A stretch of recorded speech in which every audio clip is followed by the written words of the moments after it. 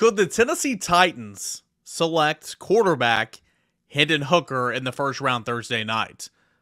Todd McShay thinks that's a great possibility. What needs to happen for that to turn out that way? That and a whole lot more NFL draft buzz. Word Wednesday here on your Wednesday Locked On Vols. You are Locked On Vols, your daily podcast on the Tennessee Volunteers. Part of the Locked On Podcast Network, your team every day.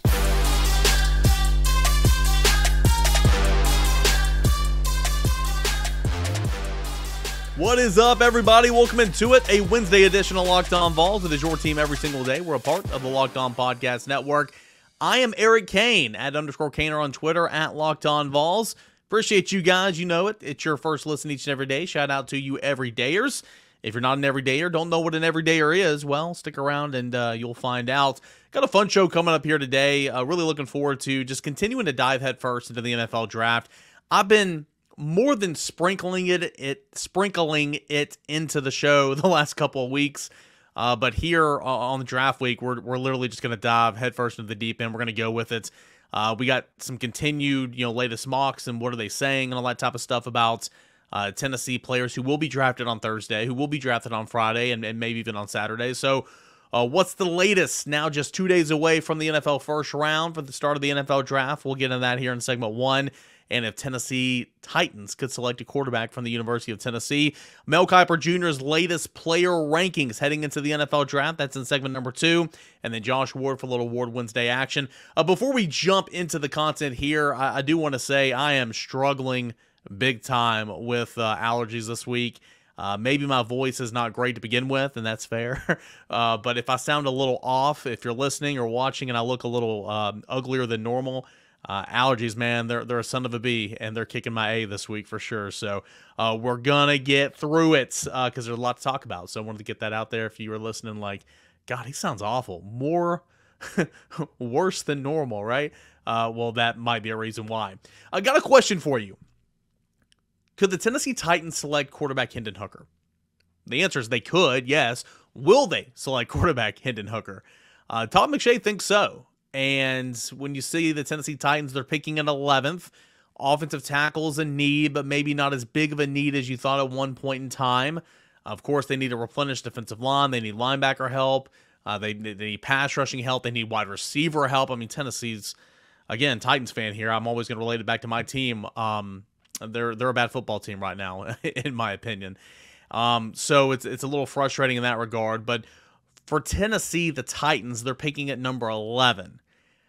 That might be a little too steep for Hendon Hooker, right? Well, Todd McShay thinks Tennessee could draft back or trade back. Here's Todd McShay, ESPN analyst. Quote, I keep hearing Hooker will get picked in the top 20, McShay wrote on Tuesday. If Tennessee moves back, maybe to number 17 in a swap with the O-line needy Steelers, that could be a team to watch. But Tampa Bay and Minnesota have been linked to him as well. That's exciting. When you talk about the Steelers, who are an offensive line needy team, wouldn't it be funny if they traded up to get Darnell Wright and Tennessee Titans traded back to select Hendon Hooker from 11 to, I believe, 19 or whatever, whatever that is. That'd be really interesting. Here's the order, and of course, you've got Tennessee, the Titans selecting at 11th. Cleveland is at 12. Let's see here. Jets are at 13, which now goes to Green Bay. Houston's actually at 12. Yeah. Okay, so there's a lot of different trades in here and from over the years. So you've got Tennessee at 11, Houston at 12. You've got Green Bay now owning the Jets selection at 13. New England's at 14. The New England's been linked to Darnell Wright. The Jets are at 15. Washington is at 16. Pittsburgh's at 17. Detroit is at 18. Tampa Bay is at 19. Seattle is at 20. 21 is for the LA Chargers. Baltimore Ravens is at 22. Minnesota Vikings is at 23. And, okay, so Seattle's got the 20th pick and the 6th pick of the NFL draft, or the 5th pick, and they also have the 37th pick. So, anyway, what McShay is suggesting here is Tennessee at 11, the Titans, would draft back at 7, to trade back at 17 with the Pittsburgh Steelers, and maybe selecting Hendon Hooker at number 17 in this model. So, yeah, it's interesting to see. He goes on to say, listen here, and this is a great point, and talk a little bit about it with Josh coming up later. McShay says, listen here, here's the deal. The round in which quarterbacks have been drafted the least, only 2 times in the last 5 years, is the second round. The reason is if you believe in a guy and have a second round grade on a quarterback, anywhere to a fringe second round, early second round, you try to take him in the first and get that 5th-year option.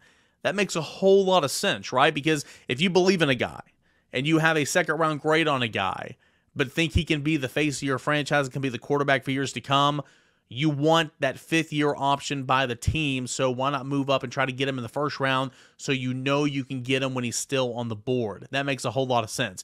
He goes on to say, McShay says, second-round quarterbacks are almost extinct, right? Only 2 selected in the past 5 years. Because again, it's like, why are you wasting that high of draft capital if you're not going to get that 5th-year option from the team by selecting the quarterback in the second round? It makes complete sense. And where it makes even more sense is Hendon Hooker, coming off a torn ACL, might not be 100% ready to go game 1. Might take him a little while. And of course, you've got the acclimation period to begin with. You need to sit there, you need to learn, you need to grow. Hendon Hooker still needs to go somewhere where there's an established veteran quarterback, but maybe on an expiring contract. And for the Tennessee Titans, that would make complete sense. So what McShay says here about if you have a second-round guy, early second, fringe second, you need to move up and get that 5th-year option makes so much sense in regards to Hendon Hooker. We read earlier here about what Mel Kiper Jr. said earlier this week about Hendon Hooker when he and Todd McShay were alternating picks in their 3-round mock draft. It was at number 37, just inside the second round. Kiper said, this is where I'd feel comfortable taking Hooker if I were running a draft room. Seattle was able to fill defensive holes with its top 2 picks going to the Seahawks, and now it can try for its quarterback of the future. Geno Smith's contract shouldn't prohibit the Seahawks from taking Hooker if they like him. Seattle might make the most sense whatsoever. Remember, Seattle picks 5th, 20th, and 37th. Now, Seattle can move up with that 37th pick, and they can move back with that 20th pick. They have a lot of room to maneuver here, right? 3 picks in the top 37, so Seattle would be a team that I'll be looking out for as well in regards to Hendon Hooker. But, for Hendon Hooker, it just makes a whole lot of sense when you think about it like that. A lot of teams might have a second-round grade on him, but if you're already wanting to select him that high, why not move up? Why not trade up? Get him so you can get that 5th-round option on the quarterback and allow him even more time to get healthy, develop, and become acclimated. Hendon Hooker overall, he completed 69.6% of his passes in 11 games at Tennessee last season, 3,135 yards, 27 touchdowns, 2 interceptions. In 2 seasons with Tennessee, he threw for over 6,000 yards, 6,080 yards, 58 touchdowns, just 5 interceptions. He completed 68.8% of his 632 pass attempts. McShay says, seeing the improvement and knowing that he's going to have a learning curve going from the scheme at Tennessee, I think he could use a year as a backup. But to me, I would draft him late in the first if you're a team like Minnesota or a team like Seattle or a team like Tennessee who could trade back, trying to trade back because you're going to get that 5th year and you're going to need that 5th year. Makes a whole lot of sense. So, we'll see. Is there going to be a run of quarterbacks in the first 4 picks and the top 6 picks, whatever the case may be? Are they all going to be gone? And if that is the case, boy, you're going to see these teams, Tampa Bay maybe, obviously Seattle, Minnesota, Tennessee. They're going to be spiraling here to try to go and get that last quarterback because, sure, you got Bryce Young and C.J. Stroud at the top. Then you've got Anthony Richardson and Will Levis, which both those guys have kind of been trending.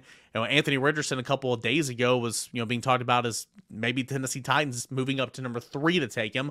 Will Levis, according to FanDuel, the odds moved up to plus 660 to be the number 1 overall pick. Moved up miles and miles and miles just to be under Bryce Young to be that number 1 overall pick. So it's a little all over the place. But if there is a run of quarterbacks, maybe 1 through 4 or maybe 1 through 6 or whatever, or all 4 quarterbacks are taken in the top 6, and then it's just Hendon Hooker, teams are going to be spiraling, and they can move up and select Hendon Hooker to make sure that they got their guy. So we will see. It's Bryce Young, in my opinion. Bryce Young is the top quarterback in this class. I think C.J. Stroud is number 2. I think Hooker is in the conversation for number 3. I understand the intangibles. I understand The wow factor, I understand what NFL personnel guys love about Will Levis and especially Anthony Richardson, but I think Hooker's in that conversation as well. Simply put, because I think he's smarter than both of those guys, and at some point, what you do on the field matters, and Hendon Hooker has balled out, and those two guys have not done an awful lot. I was talking in a group chat with some of my friends the other day, and we all just asked each other, can we think of one time when Will Levis literally took over a game? Not one time. Asked the same question for Anthony Richardson. And I said Utah this past year whenever he ran for 3 scores and ran for over 100 yards. But maybe outside of the Tennessee game, I can't think of a time when Anthony Richardson and his right arm really took over a game. You can think of a couple of times with Hendon Hooker, most notably against Florida this past year, against Alabama, and so many other performances where he was just really impeccable. Can Tennessee take Hendon Hooker, the Titans, in the first round by maybe trading back to 17 or somewhere in those mid-teens? We'll find out. As this Titans fan, I would be all about it. That would be a whole lot of fun. Hey, we'll continue talking NFL draft. Mel Kiper Jr.'s final player rankings heading into the NFL draft. That is coming up next right here on Locked On Vols. But hey, if you're looking for a delicious snack but don't want all the sugar and calories, then you need the best tasting protein bar ever. That is Built. If you're like me, summer's coming up, you're still going to be snacking, but you want to, cut down on those calories but add protein into your diet, something that tastes amazing and is also amazing for you. Try Built Bars. Starters, they're covered in 100% real dark chocolate. That is right, real chocolate. They come in unbelievable flavors like churro, peanut butter brownie, cookies and cream. Not really sure how they do it, but they cram 17 grams of protein in these Built Bars. Only have it at 130 calories, 4 grams of sugar. But again, 17 grams of protein. Now you don't have to wait around at the mailbox for a box anymore. You can still order at Built.com. But go to your local Sam's Club or Walmart, and they have selections of Built Bar in those stores. So go to Sam's, go to Walmart, or as always, continue to order at Built.com. Built.com, 17 grams of protein, amazing flavors. All right, guys, segment number 2 of a Wednesday edition of Locked On Vols with Eric Kane. I am your host. You can always find me on Twitter @_Kane or @LockedOnVols. We are previewing the NFL draft and Locked On NFL mock draft special. It's here. It's bigger than ever. Follow along all 32 teams' first-round picks. Of course, really 31 because Miami's not picking this year in the first round. And a 6-episode ultimate mock draft experience only Locked On can deliver. All episodes are available now. It's on the Locked On NFL Draft on YouTube or wherever you listen to your podcast. Your boy, I went in there, sent him a couple of different recordings on Hendon Hooker, Cedric Tillman, Jalen Hyatt, Darnell Wright, Byron Young. If they selected those guys in there, I have a video in there, and so you can hear my voice and see my beautiful face in that special as well. No better time to get geared up for the NFL draft than by listening to the Locked On NFL Draft special. 6 episodes. Listen to it today and tomorrow before the first round takes flight. All right, so we discussed why Hendon Hooker, it would make sense for Tennessee Titans to select him in the first round. Got Ryan Tannehill. Tennessee has an out after this year. You want to go in a different direction. You're already kind of rebuilding. Derrick Henry's on the trading block, all that type of stuff. You want to recuse yourself from that expensive contract. And it makes sense for Tannehill to quarterback Tennessee this year. And, of course, Hendon Hooker to be drafted, watch, wait, and then, eventually step up. And I speak on this with a little bit with Josh, but, I'm a Titans fan. I'm 30 years old. Obviously, I was super young when the Houston Oilers moved to Tennessee, played that first season in Memphis in the Liberty Bowl, and then came to Nashville. Legendary, historic LP Field, which is now Nissan Stadium, which is a complete dump. Can't wait for that new stadium structure to be built on the riverfront. But anyway, but I do understand that it's still relatively a new franchise, and so there's a lot of Colts fans here for Peyton. There's a lot of Cowboys fans. There's a reason why Cowboys are always broadcasted here in East Tennessee. People watch, it's viewership. So I get it. It might not mean as much to you guys, or it might not be as big of a deal, but anytime the professional team in your states drafts the local quarterback, that's a pretty big deal. That's kind of cool. So we'll see if it plays out that way. This Titans fan would be thrilled. And again, this Titans fan would not be thrilled with Will Levis. What about Todd McShay Jr.? Excuse me. What about Mel Kiper Jr.? Where Tennessee players ranked in the final NFL draft rankings per Mel Kiper. A reminder, Just because Mel Kiper has his big board of his top prospects and like ranks them 1 through, whatever, that is not a mock draft. That just means who he believes are the best prospects in the draft. During the draft, he'll have the Mel's best available out there. There'll be 10 players still available. That does not mean the next team is going to select 1, the second team is going to select 2. That's not a mock. That just means best overall players still available, according to Mel Kiper. So he went ahead and did his last player rankings heading into the draft. And got to tell you, Tennessee fans will be happy about some and just pissed off about one. Throughout this entire process, Mel Kiper has hitched his wagon to that of Will Levis. He loves him some Will Levis. He does not like Hendon Hooker, and some of his reasons are valid. Older, coming off an injury. Sure, the scheme is different at Tennessee, but anytime anyone says that you don't work through a progression, or anytime anything says where you just read, half the field, don't listen to them, because they are not intelligent. They don't know what they're talking about, and they're quite frankly stupid on that subject. Not maybe them as a person, but Mel Kiper said this continuously throughout this draft process, and it irritates me because it's just not true. And again, I'm close to the subject. I cover the team. I'm around it every single day. I don't know everything about football, but I feel like I know a lot about football because I played it for 20 years of my life, or however long it was. It's just not true. But Mel Kiper has Hendon Hooker ranked low in his player rankings, and he is, of the big 5 for Tennessee, that being Wright, Hooker, Tillman, Hyatt, and Young, he's ranked 5th. He's in the caboose of the big 5. What does he say about Tennessee's Darnell Wright? Well, Darnell Wright comes in at number 24 in Mel Kiper's final draft player rankings heading into the NFL draft. Number 24, and that is the 3rd offensive tackle in this list. He is behind Paris Johnson Jr. and Broderick Jones, according to Mel Kiper Jr. Jalen Hyatt is the next volunteer, and he comes in at number 44. That is the 5th wide receiver in a strand of Zay Flowers, Jaden Smith-Nigba, Jordan Addison, and Quentin Johnson. Jalen Hyatt's at number 44. Cedric Tillman is at number 48, and that is the 7th wide receiver selected, or the 7th wide receiver listed, and the only other wide receiver between him and Hyatt is Jonathan Mingo. Byron Young comes in at number 51. That is the 4th outside linebacker in this list, behind Will Anderson Jr., Nolan Smith, and Will McDonald. It's kind of hard to argue there. Those are 3 really good players, and 2 of those players are really, really good and elite. And then here comes in Hendon Hooker. Hendon Hooker is at number 54. 54 overall in the final player rankings heading into the NFL draft per Mel Kiper Jr.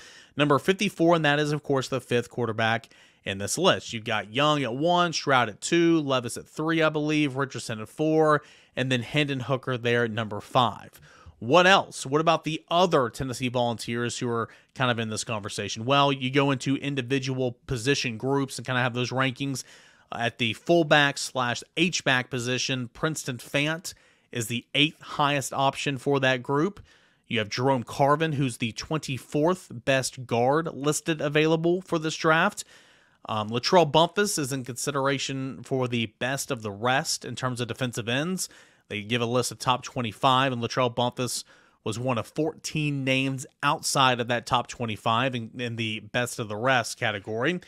Jeremy Banks was the 14th best inside linebacker, and Paxton Brooks is the 5th best punter, according to Kiper's final ranking. So, overall, it's not that big of a surprise, right? I mean, it just kind of is what it is. You look at his overall big board, and his number 1 player in terms of the player rankings is Jalen Carter from Georgia. Jalen Carter's not going number 1 overall, but again, another example, Mel Kiper believes the best prospect in this draft is Jalen Carter from Georgia. Number 2 is Bryce Young. Number 3 is Will Anderson Jr. Number 4 is Will Levis. Number 5 is C.J. Stroud. Number 6 is Bijan Robinson. Boy, he's been mocked all over the place, right? It's a running back. You don't draft running backs in the first round. However, he will be picked in the first round. Gosh, he might be picked in the top 10. You've seen mocks kind of all over the place with Bijan Robinson, but it's because of the position. Anthony Richardson is listed at number 7. Devin Witherspoon is listed at number 8. Christian Gonzalez at number 9. Peter Skronowski at number 10. And so that is, depending on what position Peter Skoronowski plays, if it's offensive tackle or if it's guard, then that affects Darnell Wright in these rankings. Right now I have Darnell Wright, he's at number 24, the third offensive tackle, but if you consider Skoronowski an offensive tackle, then that means that Darnell Wright is fourth, according to Mel Kiper. So he continued to go on, and I'll get down here and I'll read you a little bit about what he says for Darnell Wright. Darnell writes, Wright is the best pure right tackle in the draft. He could end up at number 9 to the Bears, who have a huge need for right tackle.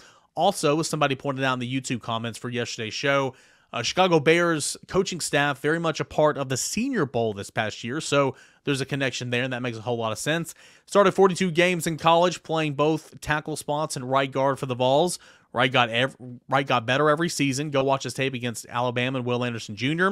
He dominated a potential top 3 pick.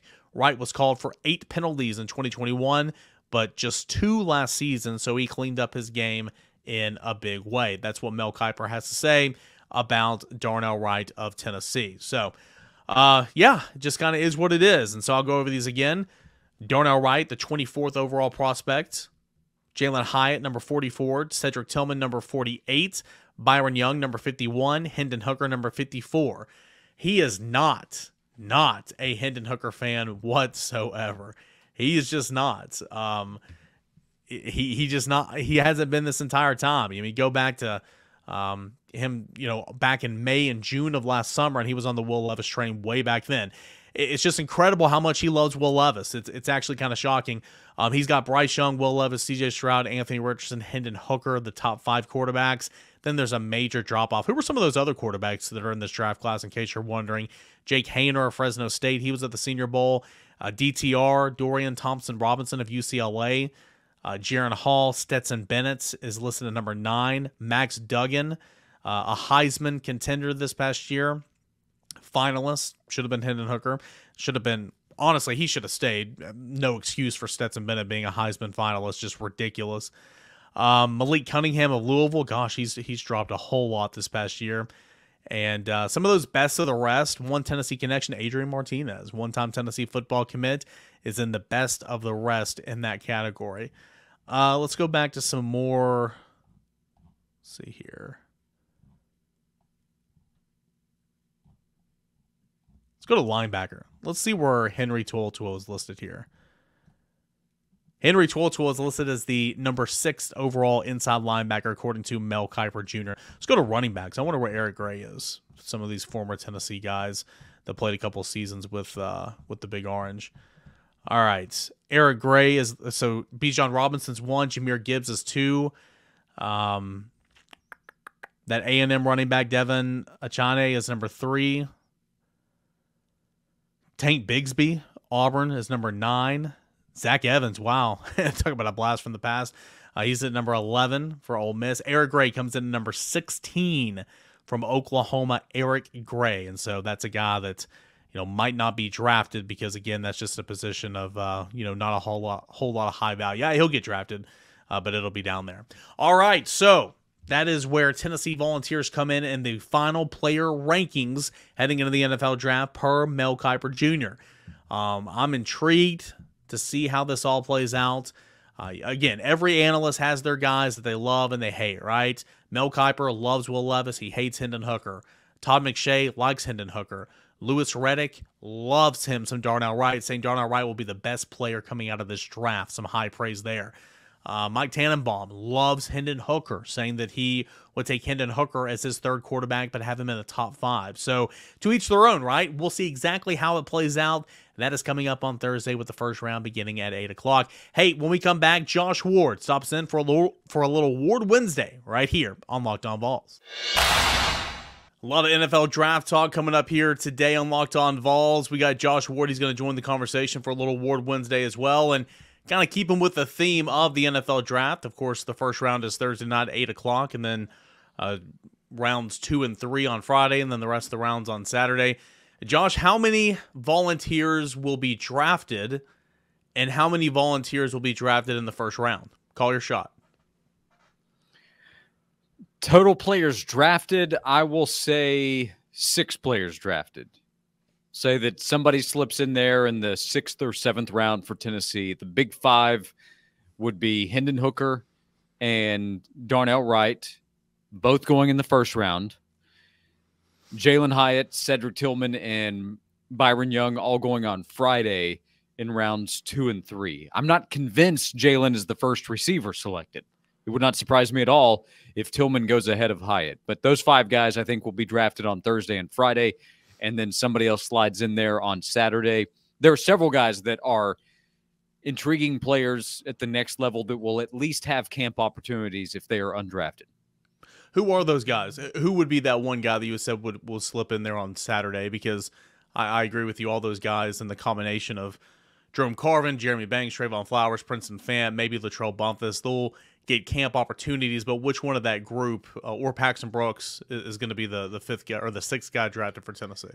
So I would say Carvin, because I think he was undervalued at Tennessee, just in general conversation. I'm not saying Tennessee's coaches or even fans didn't appreciate what he was doing there, but he's a left guard. They're not going to get talked about a lot. I thought he was a really important player, good leader for Tennessee's offense.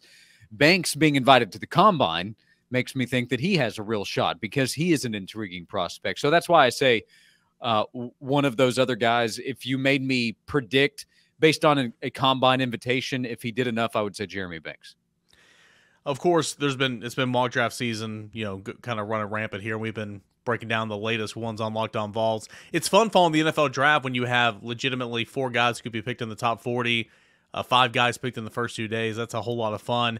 What makes the most sense for Darnell Wright, who I would assume is who you'd say would be selected first for Tennessee, or correct me if I'm wrong, and then Hendon Hooker?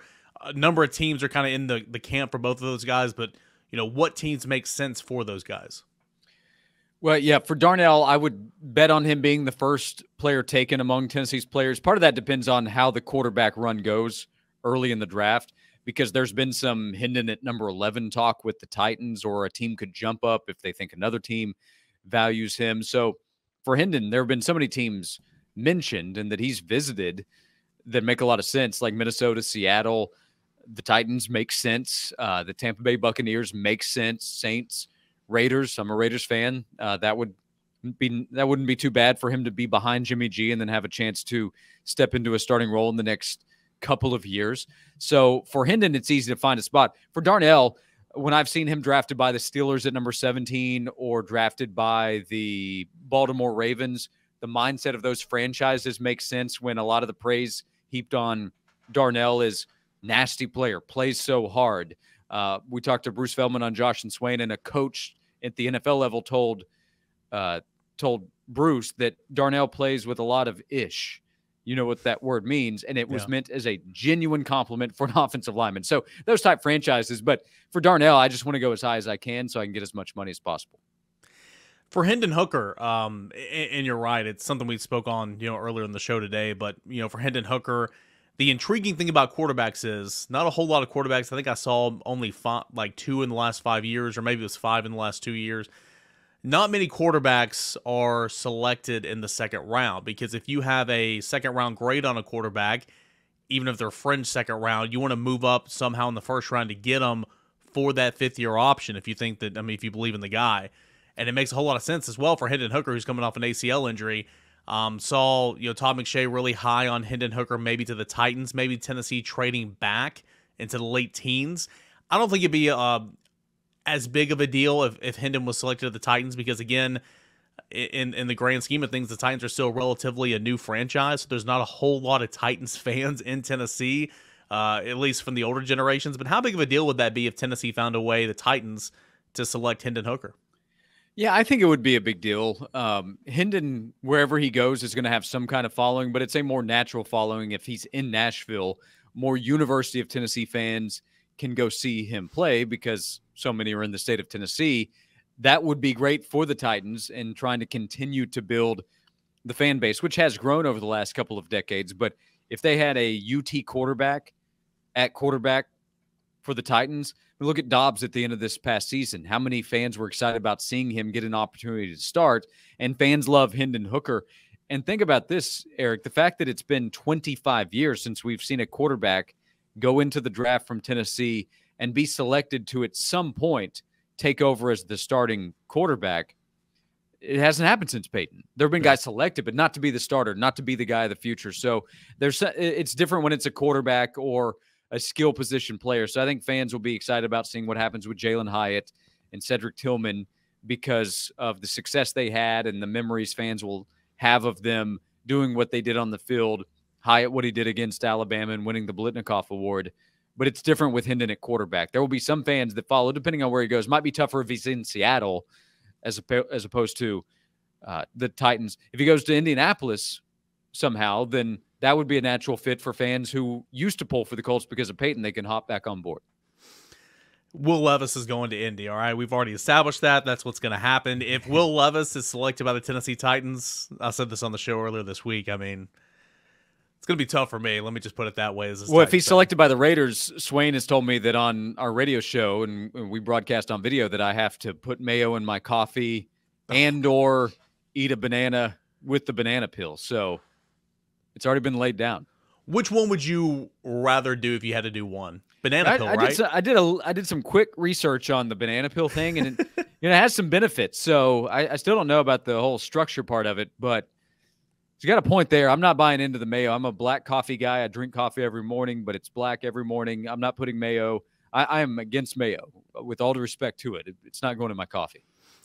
You and me, man, we're two of the same kind. I love everything you just said. And you bring up a really good point, and it makes complete sense, but I've never really sat down and thought about it. But you're exactly right. I mean, there's never been a quarterback from the University of Tennessee drafted to be the next guy since Peyton. That's really hard to believe. Quarterbacks have been drafted to be backups, and fans have pulled for them and hoped they'd get an opportunity, like I just mentioned with Josh Dobbs. But when he was drafted by the Steelers, it was Big Ben.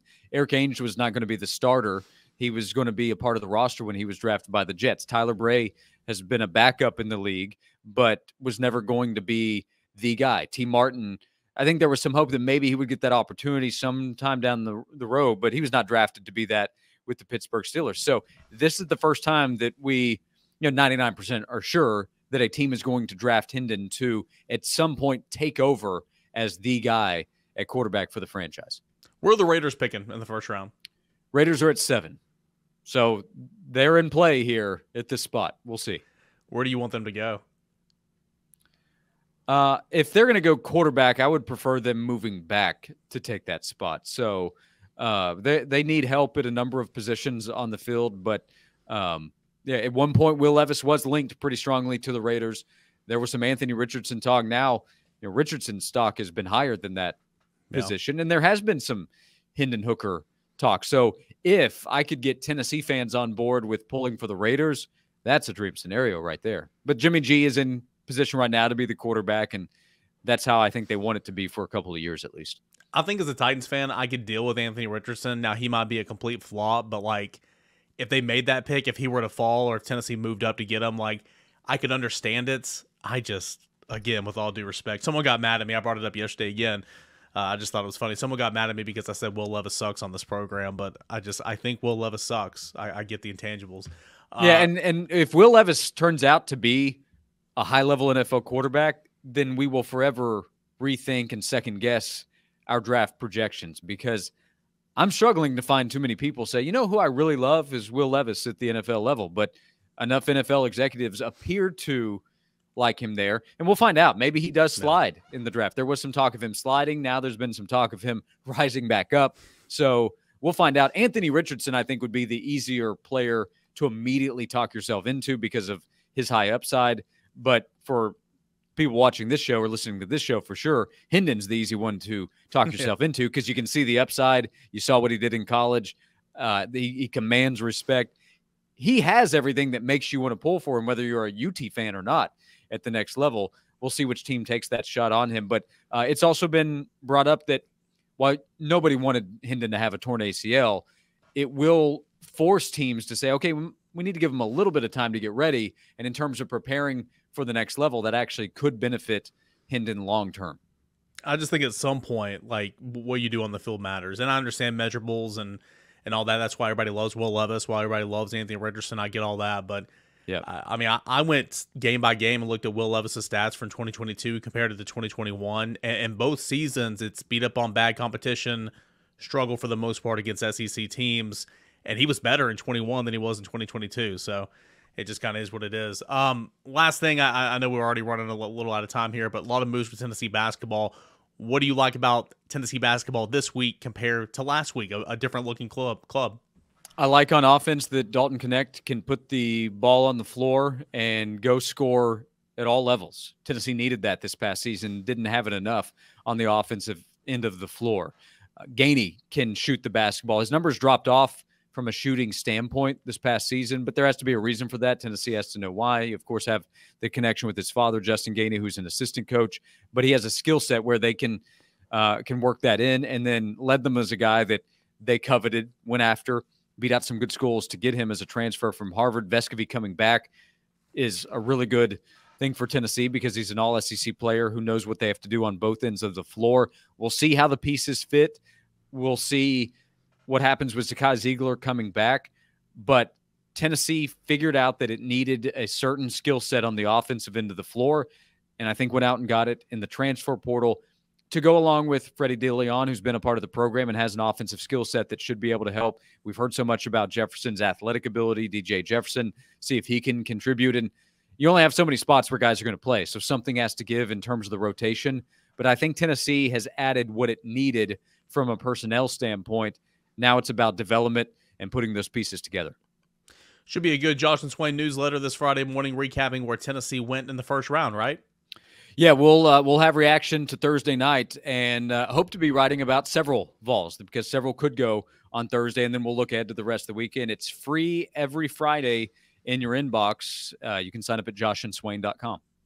Yep, got that free link as well inside the description of both YouTube and the audio platforms. Listen to Josh and Swain weekdays noon to 3 on the Sports Animal. Josh, appreciate it as always. Thank you.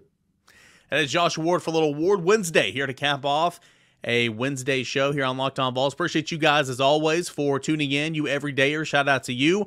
We'll be back breaking down NFL Draft Day first round. That's coming up tomorrow, and of course we'll react to everything that happened in the first round, including what we think will be 2 Tennessee Volunteers selected. That's coming up on Thursday and Friday's show. Subscribe to the channel, Locked On Vols, if you haven't already, and please, subscribe wherever you get your audio listens. Download it, Apple Podcasts, Spotify, Google Play, any of that good stuff. Appreciate you guys as always. We'll do it again tomorrow. This is Locked On Vols.